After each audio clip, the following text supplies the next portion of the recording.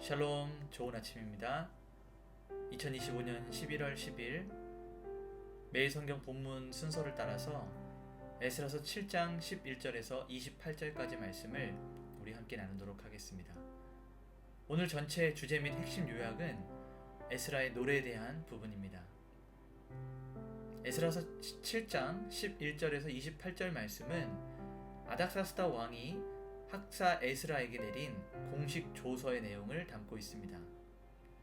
이 조서는 왕의 관점에서 왕의 법과 하나님의 율법인 이 토라를 시행할 수 있는 법적, 재정적, 행정적 권한을 에스라에게 전적으로 위임하는 내용들이 담겨 있습니다. 아닥사스다 왕은 성전 사역을 위해서 왕실 재정을 지원하기로 결정하고 성전에서 봉사하는 자들에게 세금을 면제하는 특권을 부여하게 됩니다. 에스라는 이 모든 권한을 하나님 여호와의 손이 그 위에 있었으므로 라고 고백하면서 모든 것이 하나님의 은혜였고 모든 영광이 하나님께 있음을 이렇게 돌려드리는 기록들이 있습니다. 이 사건들은 하나님의 언약의 말씀이 세상의 최고 권력들을 통해서 실현되고 확증되는 놀라운 주권을 드러내는 시간이었다, 사건이었다 라고 말을 할 수 있겠죠. 이제 우리는 한 절 한 절 말씀을 살펴보면서 말씀이 전하고 있는 진의를 같이 보도록 하겠습니다. 먼저 11절에서 12절까지 말씀을 통해서 이 조서의 주체와 에스라의 직분에 대해서 함께 살펴볼 수 있습니다. 11절에서 12절을 잘 보면 에스라에 대한 호칭이 나오게 되는데요. 에스라는 학자이자 제사장 그리고 하나님의 율법학자라고 소개가 됩니다. 이는 에스라가 제사를 주도하는 제사장이자 하나님의 말씀을 가르치는 이 학자 두 가지의 모든 영역에서 이 지도력을 겸비한 아주 하나님 중심주의, 신본주의적 공동체의 가장 이상적이었던 리더였음을 보여주고 있습니다. 12절에 아닥사스다 왕이 내린 그 은혜에 대해서 또 보여주고 있는데요. 왕은 에스라에게 평강을 빌면서 조서를 내립니다. 이 부분은 세상의 이방 왕이 하나님의 사역을 공식적으로 인정하고 축복하는 하나님의 능력과 하나님의 섭리가 주권적으로 개입하게 되는 순간을 드러내고 있습니다. 13절에서 16절까지 말씀을 보게 되면 그들의 귀환을 허가하고 물품을 조달하는 장면이 등장하게 됩니다. 13절에 보니까 자원 귀환을 허가합니다. 아닥사스다 왕은 바사 제국 내 이스라엘 백성 중에 이스라엘 땅으로 돌아가기 원하는, 귀환하기를 원하는 제사장, 레위인, 일반 백성에게 자원하여서 자유롭게 돌아갈 수 있는 자유를 줍니다. 이는 강제가 아니라 하나님께서 부어주신 은혜에 대한 응답할 수 있는 기회를 제공한 것이죠. 이 말씀들을 잘 살펴보면 1차 포로귀환 때 세스바살의 손에 성전 재건을 위한 물질과 많은 권한들을 부여하면서 돌려보냈던 고레스 왕의 칙령을 떠올리게 합니다. 그리고 14절에서 16절까지 말씀을 보게 되면 왕의 7 자문관이 등장을 하게 되는데요.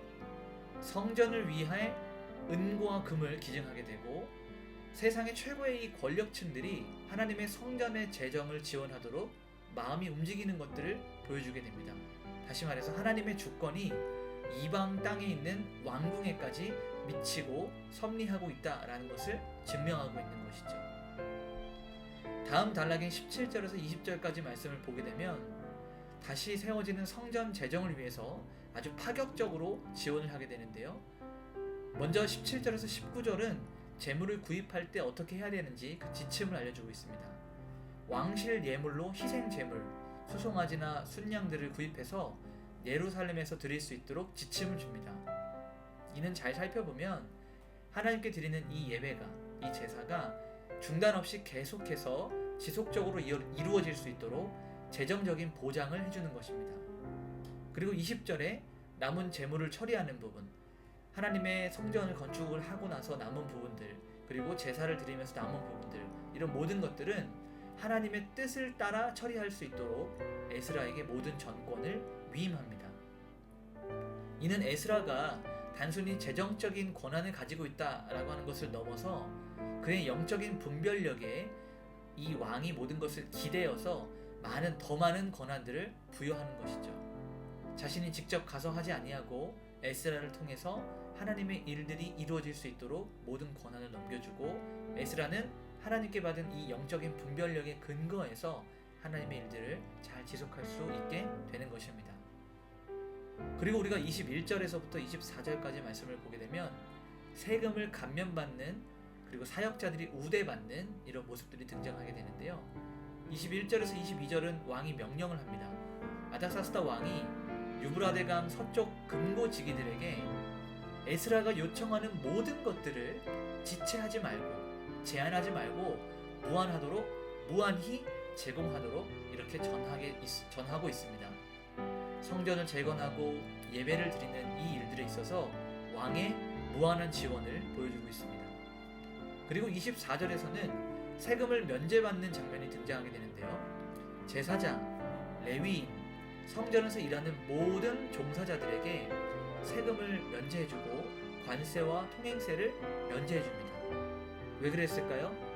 이는 하나님의 일을 하는 이 성전에 관련된 사역자들이 세상 걱정 없이 어떻게 먹고 사는가에 대한 이런 문제와 염려 없이 하나님의 일에만 전념할 수 있도록 그들의 모든 환경과 상황을 온전하게 보장해 준 것입니다.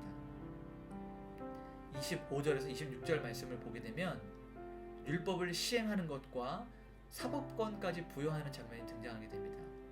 25절에 말씀 통치 위임하는 장면이 나오게 되는데요. 에스라에게 하나님의 율법과 왕의 법을 아는 자들을 세워서 재판관과 관리를 삼도록 명령합니다.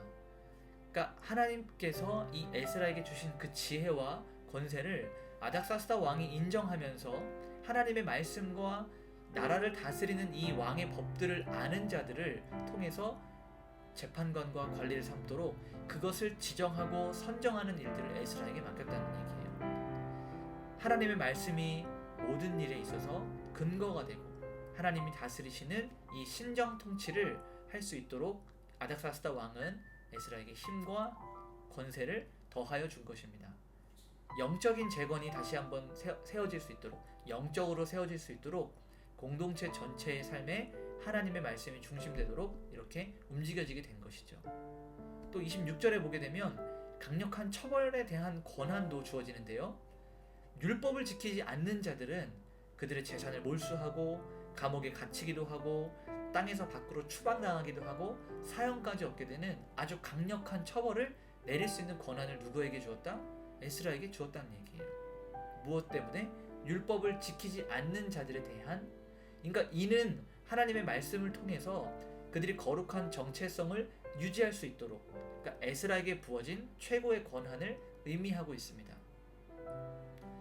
27절과 28절 마지막 부분을 보게 되면 에스라가 하나님께 찬양하는 부분이 나와요. 이 모든 놀라운 조서의 내용에 대해서 왕의 마음에 감동을 주신 하나님을 찬양합니다. 왕의 지혜나 어떤 왕의 생각이 아니라 그의 마음을 감동시켜서 이러한 조서를 쓰게 하고 인도하시는 하나님에 대한 감사인 것이죠. 28절에 보니까 하나님의 손에 대해서 이 에스라가 이야기하는데 여호와의 손이 내 위에 있으므로 라고 이렇게 고백을 하죠.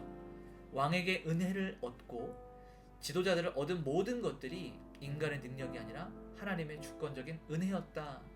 여러분, 은혜가 무엇입니까? 자격 없는 자에게 값없이 베풀어지는 하나님의 특권이고 사랑이고 하나님의 자비인 것이에요. 에스라는 이것을 알고 있었습니다. 하나님의 은혜의 손이 내 위에 있었으므로 이 모든 일들이 다 잘 이루어질 수 있었다라고 고백하고 있는 것입니다. 그래서 오늘 이 전체적인 말씀을 원포인트로 정리하면 하나님의 도우심에 대한 정당한 반응은 감사의 노래로 나타난다는 것이에요. 아닥사스다 왕의 조서는 단순한 호의가 아닙니다. 하나님의 주권이 세상 최고의 권력을 움직여서 율법의 통치, 말씀 중심의 공동체를 세워질 수 있도록 했던 역사적인 증거입니다.